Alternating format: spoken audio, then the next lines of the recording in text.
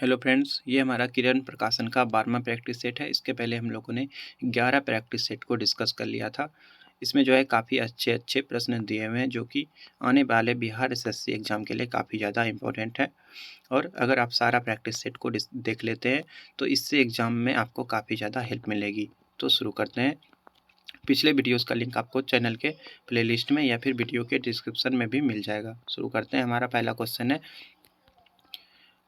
निम्नलिखित में से कौन संविधान सभा की व्यापार समिति के व्यवस्थापन के पहले अध्यक्ष थे? निम्नलिखित में से कौन संविधान सभा की व्यापार समिति के व्यवस्थापन के पहले अध्यक्ष थे? इसका आंसर क्या होगा? इसका आंसर हो जाएगा कन्हैया लाल मनिकलाल मुंशी। ये जो है संविधान सभा की कार्यकारिणी समिति के प्रथम अध्यक्ष थे। अशोक ने बौद्ध धर्म के प्रचार के लिए किसे विदेश में भेजा था? अशोक ने बौद्ध धर्म के प्रचार के लिए विदेश में किसको भेजा था? इसका आंसर हो जाएगा संघमित्रा को। उन्होंने अपनी पुत्री संघमित्रा को जो है बौद्ध धर्म के प्रचार के लिए भेजा था, विदेश भेजा था। अगला क्वेश्चन देखते हैं। चौथ क्या था? ये जो चौथ है ये क्या था? ये जो है मराठा साम्राज्य द्वारा एक कर लिया जाता था, टैक्स लिया जाता था, इसी को चौथ कहा जाता था। इसका आंसर क्या होगा? तो शिवाजी द्वारा पड़ोसी राज्यों पर लगाया गया कर। ये जो है 4 भाग में 1 भाग लिया जाता था, इसलिए इसको चौथ कहा जाता था। भारत में दल रहित लोकतंत्र का प्रस्ताव किसने रखा था? भारत में दल रहित लोकतंत्र का प्रस्ताव किसने रखा था? इसका आंसर क्या होगा? दल रहित लोकतंत्र का प्रस्ताव किसने रखा था? इसका आंसर हो जाएगा जयप्रकाश नारायण। जयप्रकाश नारायण जो है इन्होंने दल रहित लोकतंत्र का प्रस्ताव रखा था। इसके समर्थक भी थे, जैसे महात्मा गांधी, विनोबा भावे, एम.एन. रॉय, ये सभी जो है इनके समर्थक थे। उड़ीसा के कोणार्क मंदिर के निर्माता कौन थे? उड़ीसा का जो कोणार्क मंदिर है उसके निर्माता कौन है? तो उसके निर्माता जो है नरसिंह देव प्रथम को माना जाता है। लगभग 1250 ईस्वी में इसका निर्माण कराया गया था और इसको जो है ब्लैक पैगोडा के नाम से जाना जाता है। कोणार्क मंदिर जो है इसको ब्लैक पैगोडा के नाम से जाना जाता है और इसमें जो है बहुत सारे आभूषण भी हैं और भगवान सूर्य के विशाल रथ के रूप में बनाया गया है और ये जो है यूनेस्को की सूची में भी शामिल है, याद रखना इसको। क्वेश्चन नंबर 6, अमावस्या तथा पूर्णिमा के दिन बृहत ज्वार भाटा की घटना घटित होती है, क्यों? अमावस्या और पूर्णिमा के दिन जो है बृहत ज्वार भाटा की घटना होती है, क्यों होती है? तो इसका आंसर हो जाएगा सूर्य जो है पृथ्वी तथा चंद्रमा सरल रेखा में होते हैं, तीनों जो है एक ही सरल रेखा में होते हैं, तो इस दिन गुरुत्वाकर्षण जो है वो बढ़ जाता है, तो इस कारण ज्वार भाटा आता है। क्वेश्चन नंबर 7, बिहार का द्वितीय राजभाषा क्या है? बिहार का द्वितीय राजभाषा किसको माना जाता है? तो इसका आंसर हो जाएगा बिहार का द्वितीय राजभाषा उर्दू है। 1984 में जो है 1984 में उर्दू को जो है तृतीय राजभाषा के रूप में मान्यता दी गई।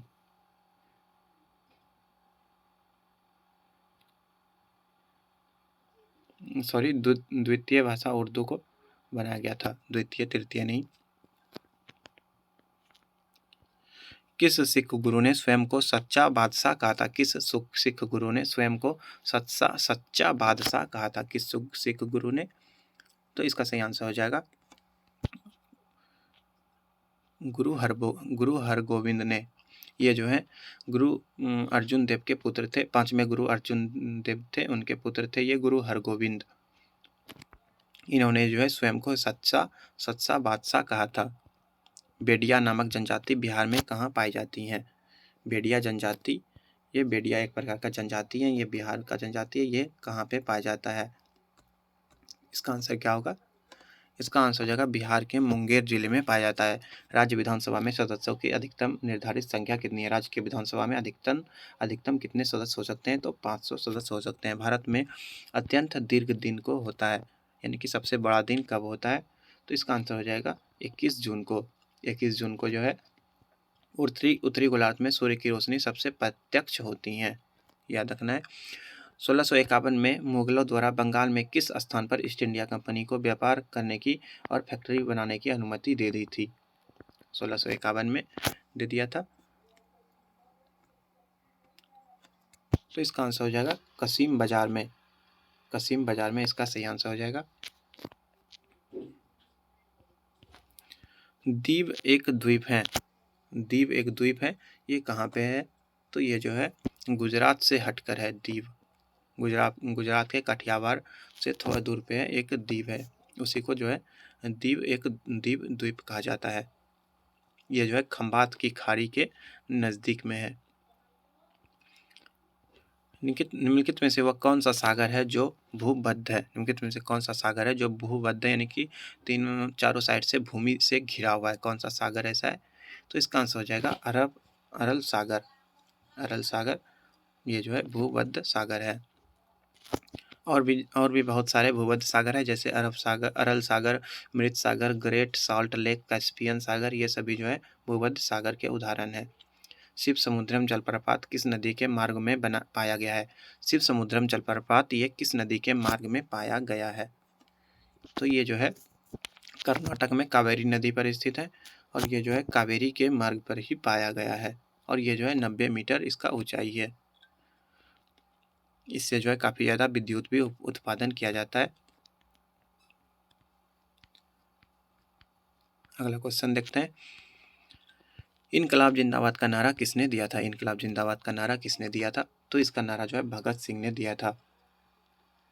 और ये जो है कलकत्ता में एक श्रमिक हड़ताल हुआ था, उसी के दौरान भगत सिंह ने इनकलाब जिंदाबाद का नारा दिया था।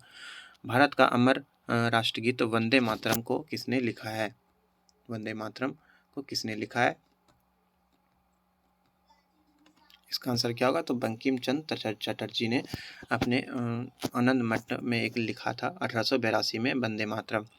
प्राचीनतम अंतर्राष्ट्रीय एयरलाइन है, सबसे पुराना अंतर्राष्ट्रीय एयरलाइन कौन सा है? तो इसका आंसर हो जाएगा DKLM। DKLM ये जो है 1919 में इसका स्थापना हुआ था, याद रखना है। श्रेष्ठ कलाकृति हंस दमयंती को किसने चित्रित किया?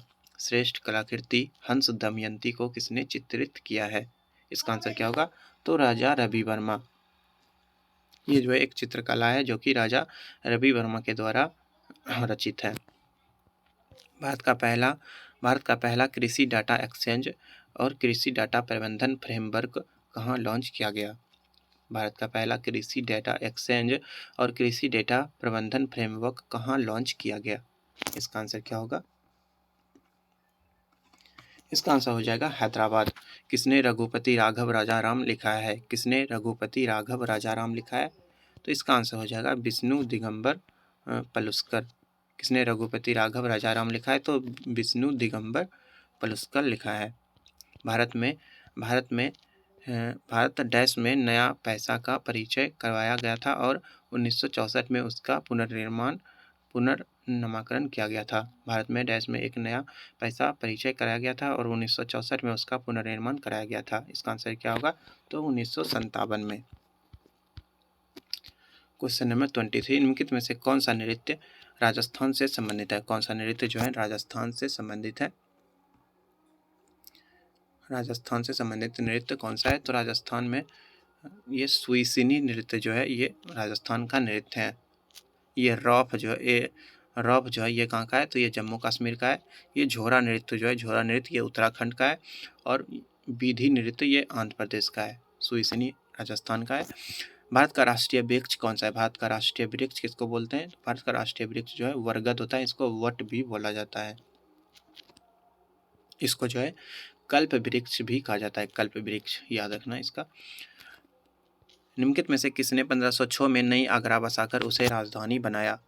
किसने जो है 1506 ईस्वी में नया आगरा बसाया और उसको अपनी राजधानी बनाया? इसका आंसर क्या होगा? तो सिकंदर लोदी। सिकंदर लोदी लोधी वंश के थे और इन्होंने ही जो है आगरा शहर की स्थापना की थी 1506 में। बलवंत राय मेहता कमेटी ने सुझाव दिया था कि पंचायती राज की संरचना का स्तर होना चाहिए। बलवंत राय कमेटी ने क्या सुझाव दिया था? तो पंचायती राज में जो है 3 स्तर होना चाहिए, ऐसा कहा था। ग्राम, ब्लॉक और जिला। सैटेलाइट लॉन्चिंग स्टेशन कहाँ स्थित है? सैटेलाइट लॉन्चिंग स्टेशन कहाँ स्थित है? इसका आंसर क्या होगा? आंध्र प्रदेश के श्रीहरिकोटा में जो है ये स्थित है।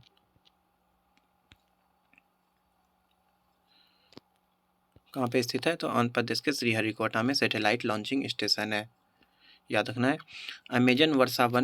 अमेजन वर्षावन जनजाति पिरिपकूरा के अंतिम जीवित बचे लोग किस देश में मिले हैं? अमेजन वर्षावन जनजाति पिरिपकूरा के अंतिम जीवित बचे लोग किस देश में मिले हैं? इसका आंसर क्या होगा? इसका आंसर हो जाएगा ब्राज़ील में। ये जो है एक जनजाति है पिरिपकूला, ये अमेजन वर्षावन में पाए जाते हैं और ये जो है कहाँ पे मिले हैं? तो ब्राज़ील में मिले हैं। अगला क्वेश्चन, बिहार में कितने जिले में संपूर्ण साक्षरता अभियान पूरा किया है? बिहार ने जो है कितने जिले में संपूर्ण साक्षरता अभियान कंप्लीट किया है? इसका आंसर क्या होगा? तो इसका आंसर हो जाएगा 24 जिले में।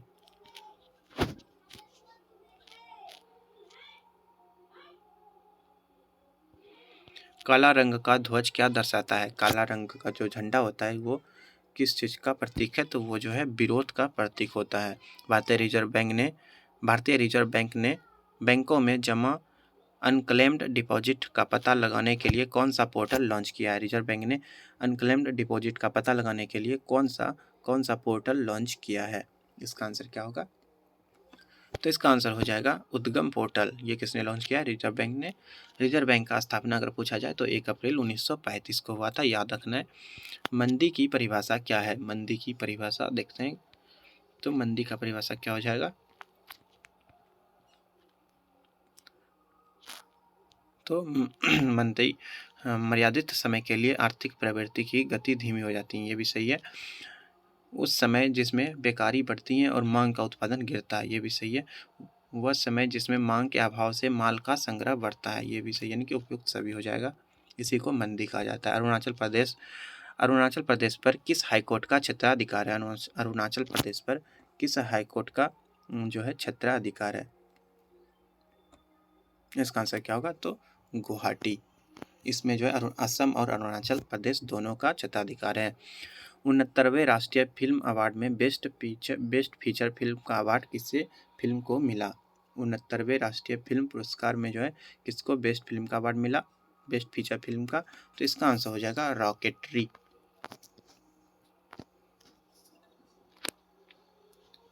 रॉकेटरी को मिला है। दी नमी इफेक्ट आर माधवन को दिया गया है। और बेस्ट एक्ट्रेस किसको मिला है? तो आलिया भट्ट को मिला है, गंगूबाई काठियावाड़ी मूवी के लिए। महाबलेश्वर कहाँ स्थित है? महाबलेश्वर ये कहाँ पे स्थित है? ये जो है महाराष्ट्र में स्थित है। ये महाराष्ट्र के सतारा जिले में स्थित है और ये सह्याद्री पर्वत श्रृंखला में स्थित एक हिल स्टेशन है। ये काफ़ी अच्छा जगह है, घूमने लायक जगह है महाबलेश्वर। निम्नलिखित में से किस में राज्यसभा की कोई भूमिका नहीं है? निम्नलिखित में से किस में राज्यसभा की कोई भूमिका नहीं है? इसका आंसर क्या होगा? तो अध्यक्ष के निर्वाचन, यानी कि लोकसभा का राज्यसभा का जो अध्यक्ष का निर्वाचन होता है उसमें जो है राज्यसभा का कोई भूमिका नहीं होता है, याद रखना है।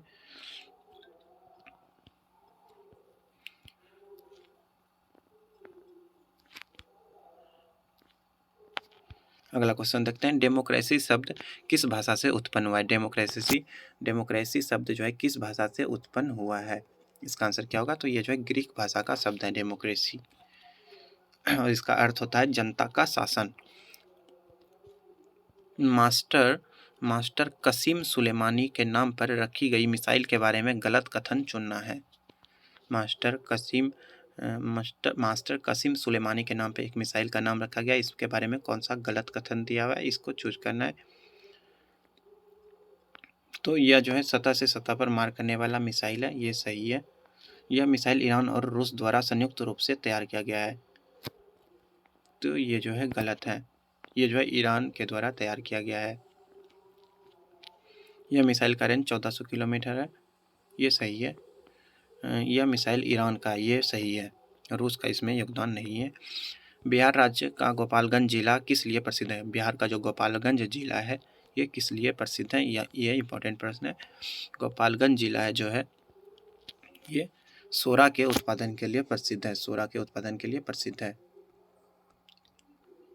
अगला क्वेश्चन, डिफेंस डिफेंस फोर्सेस की सर्वोच्च कमांड का अधिकार किसके पास है?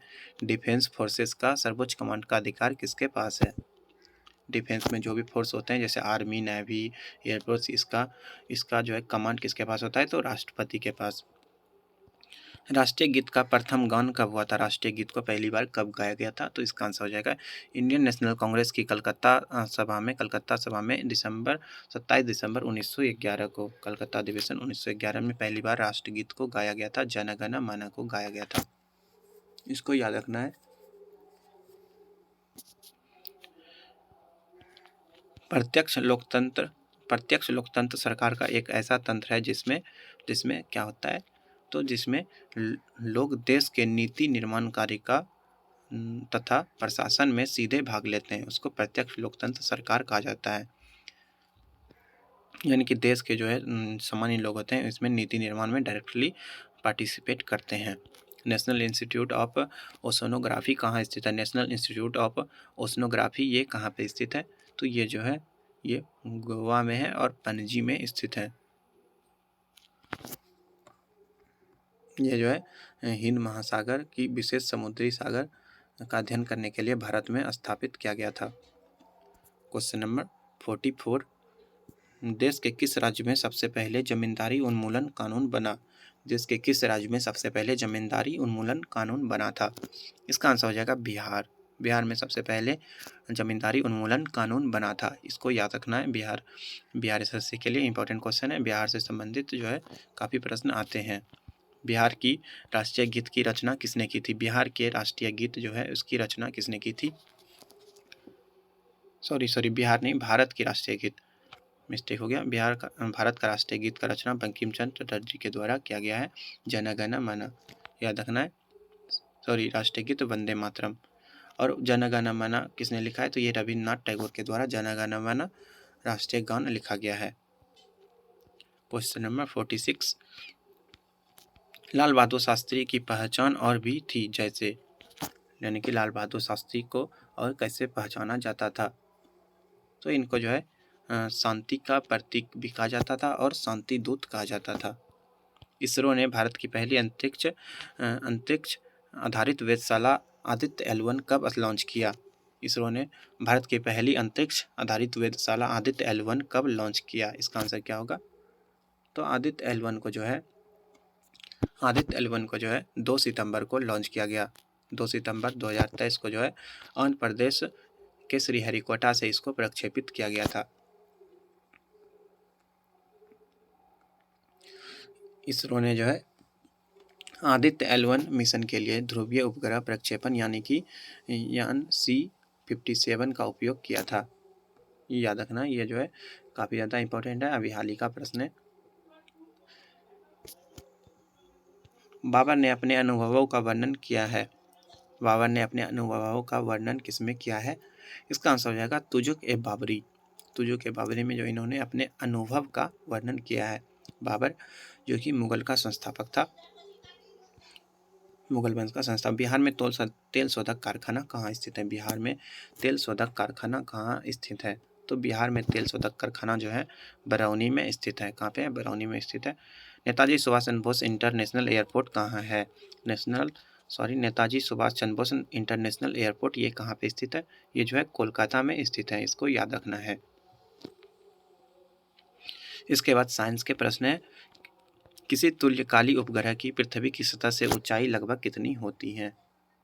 किसी तुल्यकालिक उपग्रह की पृथ्वी की सतह से ऊंचाई कितनी होती है? तो लगभग जो है 36,000 किलोमीटर की होती है।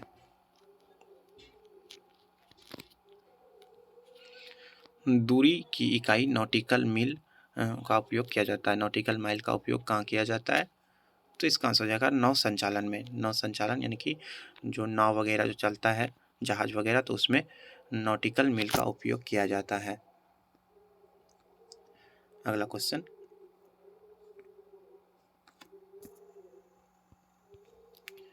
जब हम भूमध्य रेखा से उत्तर ध्रुव की ओर जाते हैं तो गुरुत्वाकर्षण कैसा हो जाता है? भूमध्य रेखा से जब हम भूमध्य रेखा से उत्तर ध्रुव की ओर जाएंगे तो क्या होगा, तो वो जो है गुरुत्वाकर्षण का मान जो है यथावत रहेगा, यानी कि कांस्टेंट रहेगा, समान रहेगा, गुरुत्वाकर्षण पे असर नहीं पड़ेगा। क्वेश्चन नंबर 54, ध्वनि का तारतम्य किस पर निर्भर करता है? ध्वनि का तारतम्य किस पर निर्भर करता है? तो आवृत्ति पे निर्भर करता है।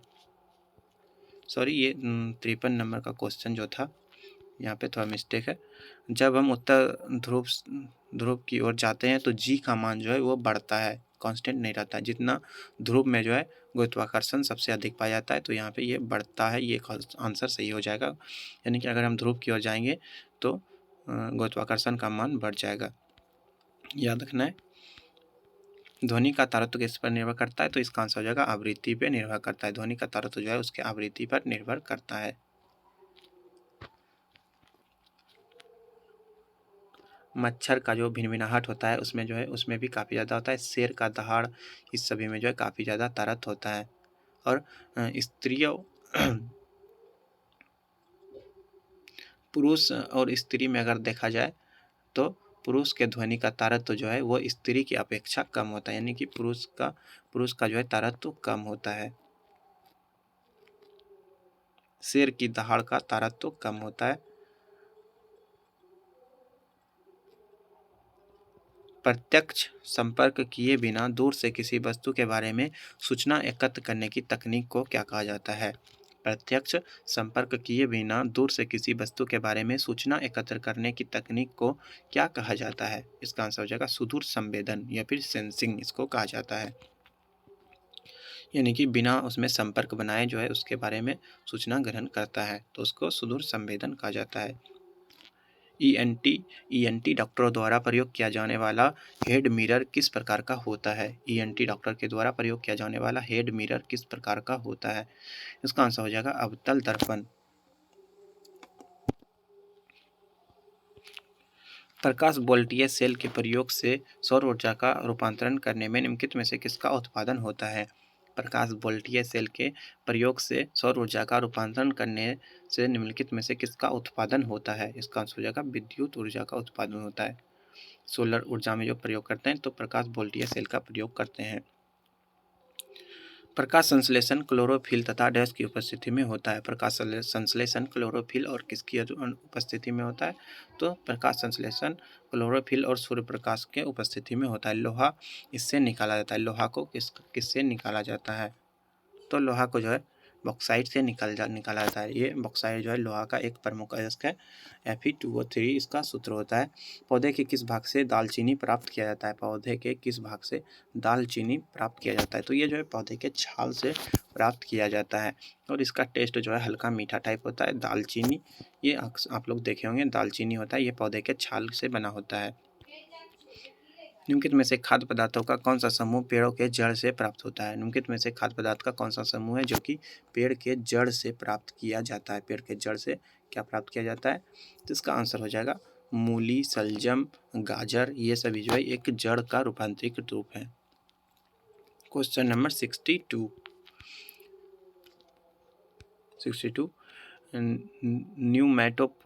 न्यूमेटोफोरस का क्या कार्य होता है? न्यूमेटोफोरस इसका क्या कार्य है? तो ये जो है श्वसन के लिए ऑक्सीजन प्रदान करता है। न्यूमेटोफोरस ये जो है जल की सतह के ऊपर फैले स्पंजी जड़ें होती हैं जो जड़ों के लिए ऑक्सीजन और कार्बन डाइऑक्साइड के विनिमय में सहायता करती हैं। जड़ को बोला जाता है न्यूमेटोफोरस, जो कि जल के ऊपरी सतह पर होता है। यदि पानी में दुर्गंध आती है तो उस दुर्गंध को क्या मिलाकर दूर किया जा सकता है? पानी अगर दुर्गंध आ रहा है, महक रहा है गंदा, तो उसमें क्या मिलाएंगे जो उसका दुर्गंध खत्म हो जाएगा? तो उसका आंसर हो जाएगा सक्रिय चारकोल। इसमें जो है सक्रिय चारकोल मिलाने पर उसका दुर्गंध कम हो जाएगा।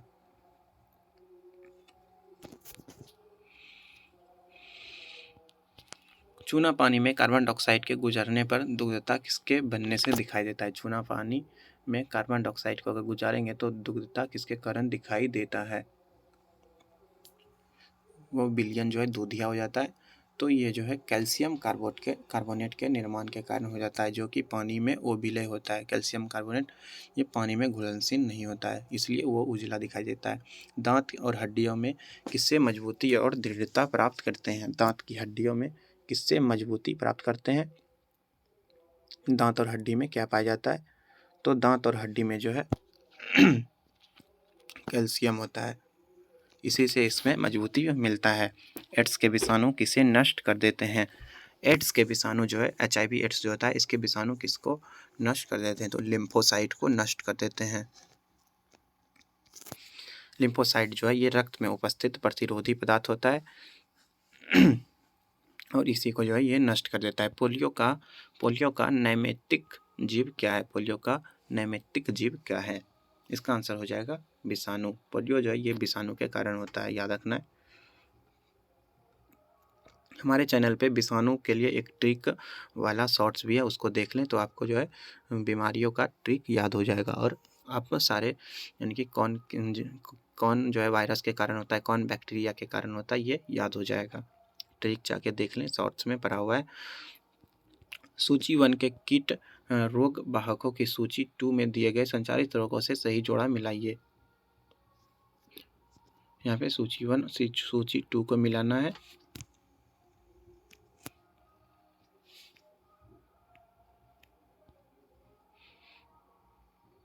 एनफ्लीज जो है ये किसका है? तो ये जो है मलेरिया का है। और क्यूलेक जो है ये फैलेरिया का होता है। क्यूलेक किसका होता है? तो फैलेरिया का होता है।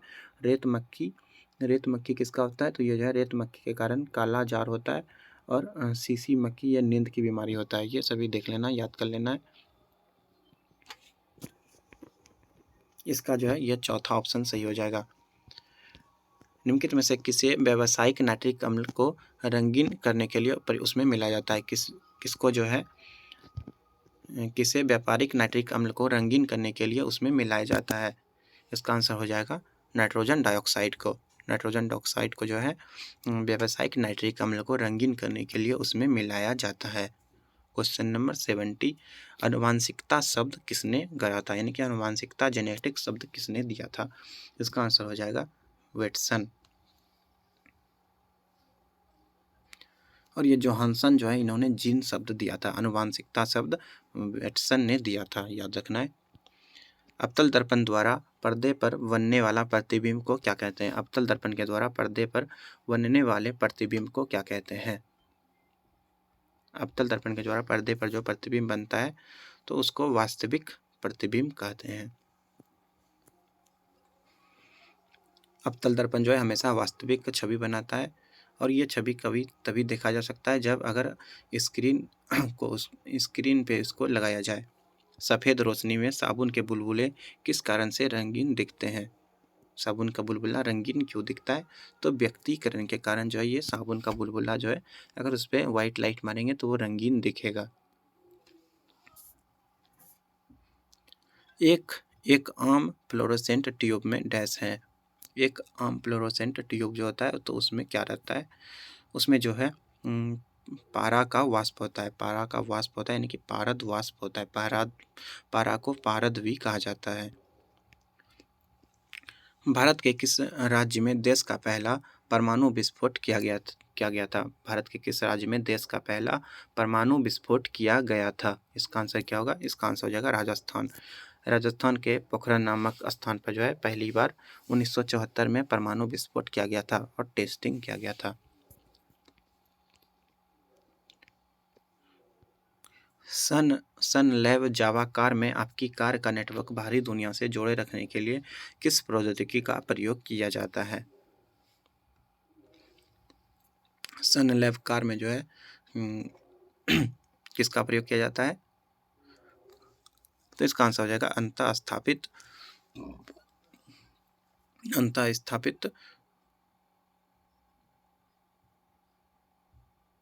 प्रौद्योगिकी का प्रयोग किया जाता है। इसमें जो है एक लिनक्स और एम्बेडेड सिस्टम का इस्तेमाल किया जाता है कंप्यूटर नेटवर्क के रूप में। इसके बाद जो है मैथ्स के प्रश्न दिए हुए। अभी हम लोग मैथ्स को डिस्कस नहीं करेंगे, अभी हम लोग बस जीके जीएस के प्रश्नों को ही डिस्कस करेंगे। धन्यवाद। मिलते हैं अगले वीडियो में। पिछले वीडियोज़ का लिंक आपको जो है चैनल के प्लेलिस्ट में मिल जाएगा, वहाँ जाकर देख सकते हैं। धन्यवाद।